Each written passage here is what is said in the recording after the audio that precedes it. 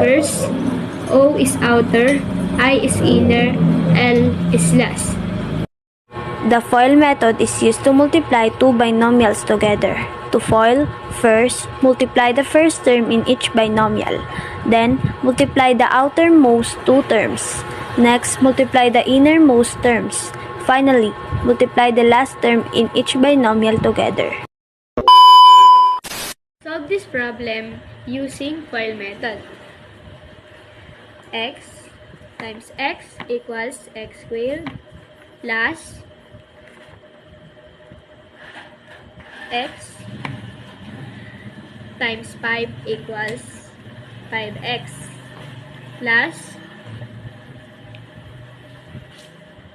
3 times x equals 3x plus 3 times 5 equals 15.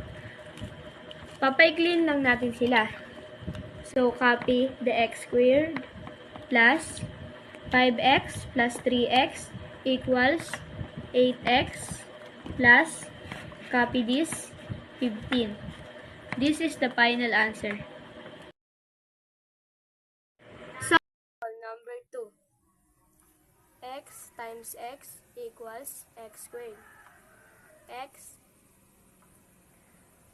times 5 equals 5x plus 2 times x plus 2x and 2 times 5 equals 10. Papaikliin natin siya. So, copy the x squared plus 5 plus 2 equals 7x plus 10. This is the final answer. By solve, ito kung magkaiba sila ng sign. So, x times x equals x squared. X times negative 5 equals negative 5x. And 4 times x equals 4x.